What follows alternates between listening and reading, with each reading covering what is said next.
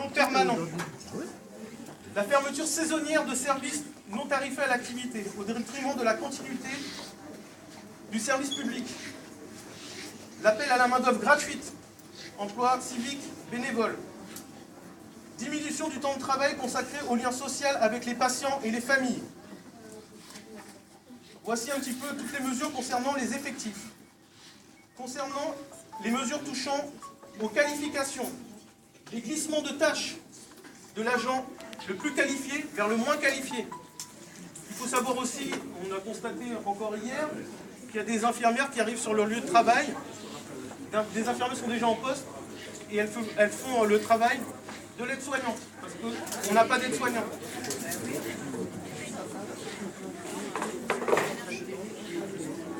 L'alignement des budgets réservés aux formations sur les minimums légaux. Le report des avantages de grade et suppression de l'avancement accéléré. Cette dernière mesure étant prévue au PPCR. Vous avez pu le constater sur vos fiches de paie. 120 € d'augmentation de salaire par personne.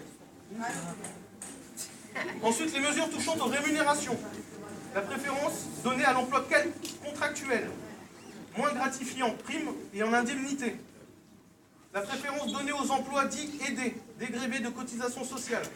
L'allongement des périodes d'essai avant CDI ou mise en stage. Il y a des collègues, ça fait 8 ans qu'ils sont en CDI, toujours pas titulaires. Le recrutement de personnel à l'étranger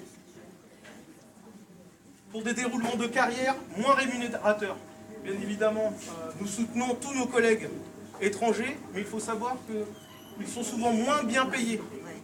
Tous les médecins. Surtout les médecins.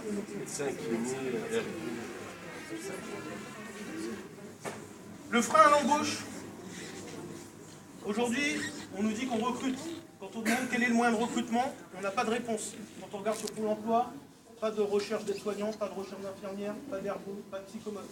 On nous dit qu'on recrute. Silence oblige. Sinon, Silence oblige. donc en conclusion, on peut noter l'amoindrissement de la qualité du service rendu au public.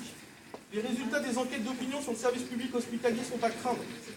Il est clair que les principes de continuité de service et d'égalité de traitement sont battus en brèche, avec l'allongement des délais de prise en charge, le renoncement aux soins et une certaine déshumanisation des pratiques.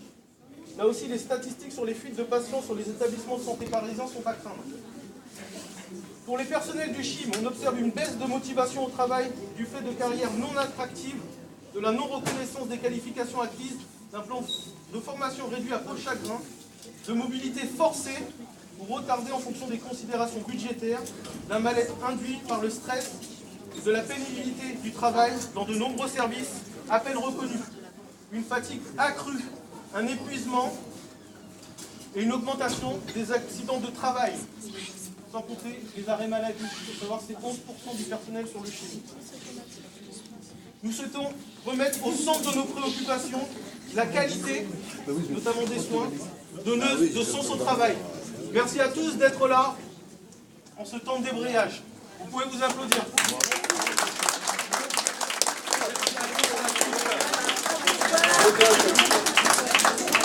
Et si certains ou certaines d'entre vous veulent prendre la parole, c'est le moment. Vous pouvez faire un petit mot ? Non. Quelqu'un veut prendre la parole? C'est Jamila. David. Eh bien, vous avez 5 minutes encore. J'ai invité du café. Merci à toutes et à tous.